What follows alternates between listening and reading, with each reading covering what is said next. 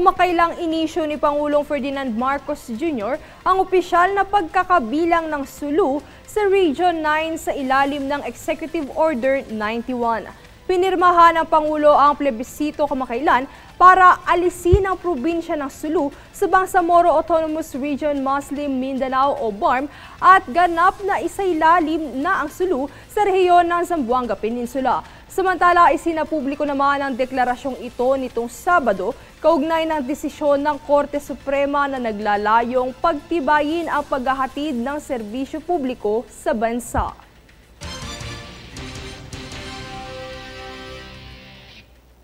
Samantala, bilang pakikiisa sa kampanya ng Last Mile Schools ng Marinduque ay nagtungo si Vice President Sara Duterte sa mga paaralang nasa Marinduque. Dito naghatid ng mga pangangailangan sa paaralan maging school supplies ang bise at isinagawa ang implementasyon ng Pansarap Project para sa mga identified wasted and severely wasted learners. Ayon sa tanggapan, ang mga paaralang nabibilang ay bahagi ng coastal communities at bahagyang binigyan ng pribilehiyo sa pag-aaral.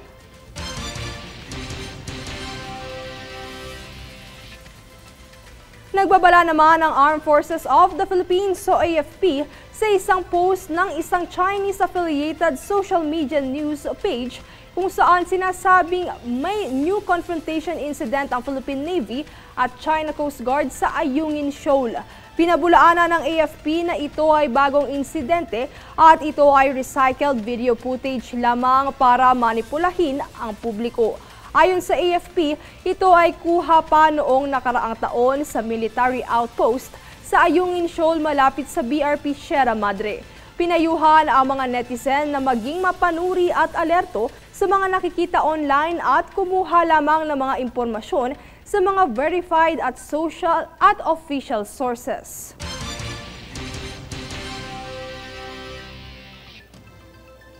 Nagkaroon ng makabuluhang pagbisita si Rear Admiral Sushil Menon ng Indian Navy sa punong tanggapan ng Philippine Coast Guard o PCG sa Port Area, Manila nitong August 1. Tunghayan ang detalye mula kay Jade Buhoy. Malugod na tinanggap ni Vice Admiral Edgar Ibanez ng PCG Deputy Commandant for Operations si Rear Admiral Sushil Menon ng Indian Navy na nagpahayag ng kahalagahan ng pagpapatuloy na kooperasyon sa pagitan ng Pilipinas at India sa ilalim ng direktiba ni Pangulong Ferdinand Marcos Jr. Dito nagpahatid ng pasasalamat ang PCG sa ngalan ni Admiral Ronnie Hill Gavan sa matibay na suporta ng India lalo na sa larangan ng maritime safety, law enforcement at capability development. Pinanggit din ni Vice Admiral Ibanez ang posibilidad na pakikipagtulungan sa mga kumpanyang pandagat ng India bilang bahagi ng modernisasyon ng PCG. Tinalakay rin sa pulong ang mga kasalukuyan at hinaharap na inisyatiba para sa pagpapalakas ng maritime cooperation sa rehiyon. Kabilang sa mga napagtuunan ng pansin ay ang mga pagsasagawa ng mga joint maritime safety programs at pagpapalawak ng kapasidad ng mga tauhan. Ang mga opisyal ng barkong Indian Navy na INS Shakti, INS Kiltan at INS Delhi ay pinarangalan din sa pagbisita. Sa kabuuan, ang nasabing pagpupulong ay patunay ng patibay na ugnayang pandagat ng Pilipinas at India para sa kapayapaan, katatagan at pag-unlad ng rehiyon. Jade Buhoy, nag-uulat para sa Golden Nation Network.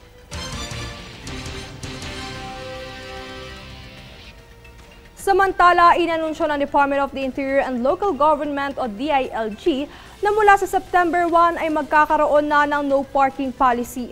Sa pangunguna ni Secretary John Vic Remulla, kaugnay ang Local Chief Executive sa Metro Manila, kasama na aaksyon dito ay ang mga Metro Manila mayors na bubuo ng Technical Working Group kung saan kaagapay dito ang pagtukoy sa mga major thoroughfares at magiging no parking zones naman ang mabuhay lanes.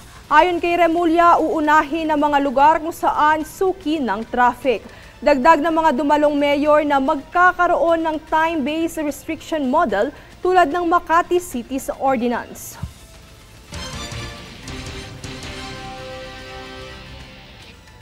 Mas madali, mas malamig at mas komportable naman ang hatid ng Department of Social Welfare and Development o DSWD na bagong satellite office sa Paragon Place, Quezon City, katabi ng Evergotesco Mall sa kahabaan ng Commonwealth Avenue.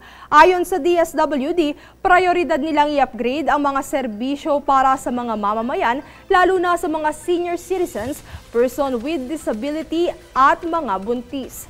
Approve naman at laking pasasalamat ng mga senior citizens sa bagong infrastruktura hatid ng ahensya.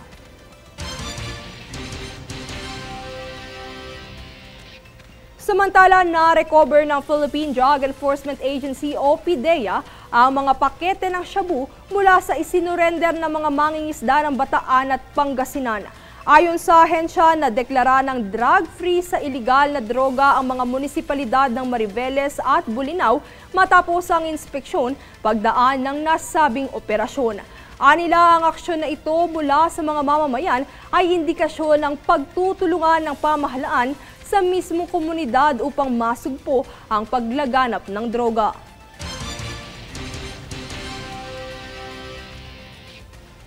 Ipinasara naman ng Department of Migrant Workers o DMW ang 8 sangay ng Visa Consultancy Agency sa bansa dahil sa umano'y iligal na pagre-recruit ng trabaho bilang guro sa Estados Unidos. Ipinag-utos ng mga pulis sa tauhan ng DMW ang closure order at ipinablak ang isa sa mga agency branch nito sa Davao City.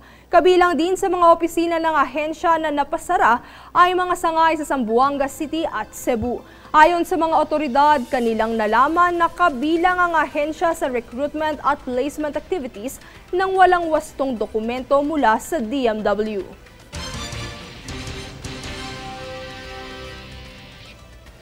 Susunod sa News Force.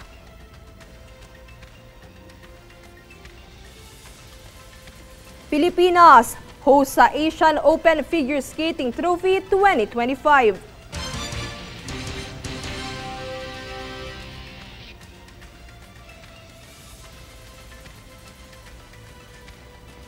Detention basins, target na flood control project ng Quezon City.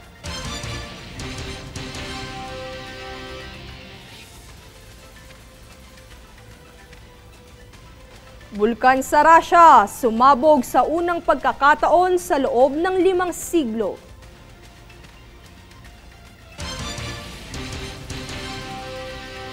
Manatiling nakatutok para sa higit pang mabalita sa pagbabalik ng News Force.